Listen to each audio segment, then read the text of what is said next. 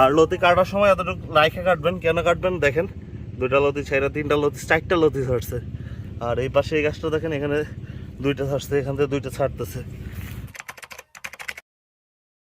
আসসালামু আলাইকুম দর্শক, স্বাগত আপনাদের এগ্রোউইথ আর্থিক ইউটিউব চ্যানেলে। তো এটা দেখতেছেন হচ্ছে লতিরাজ বাড়ি 1-এর জমি।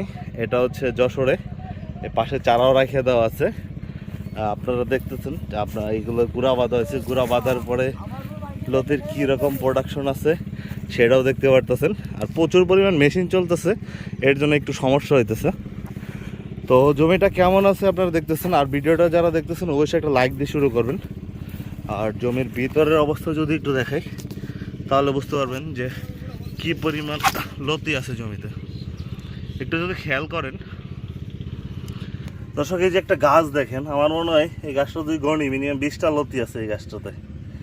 মাটি ফাইটা লতি বের হইতেছে। আর মানুষজন কয় বাড়ি এক জাত, এটা না ফাইজলামি পাইছেন না। আর লতি কাটার সময় এতটুকু রাইখে কাটবেন। কেন কাটবেন দেখেন, দুইটা লতি ছাইরা তিনটা লতি চারটা লতি ছাড়ছে। আর এই পাশে এই গাছটা দেখেন, এখানে দুইটা ছাড়ছে, এখান থেকে দুইটা ছাড়তেছে।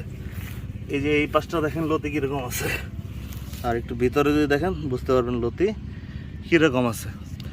তো বিষয়টা তো বললামই, আমারও বিশ্বাস করার দরকার নাই বা এখানকার কৃষকরা বিশ্বাস করার দরকার নেই। আপনি ডাইরেক্ট আসেন, আইসা দেখেন, দেখা যদি পছন্দ হয় সেই ক্ষেত্রে চাষ করেন। আর যদি দেখা পছন্দ না হয়, যে যদি মনে হয় যে মিথ্যা বলতেছে, তাহলে আমার মতো চাষ করাই দরকার নেই।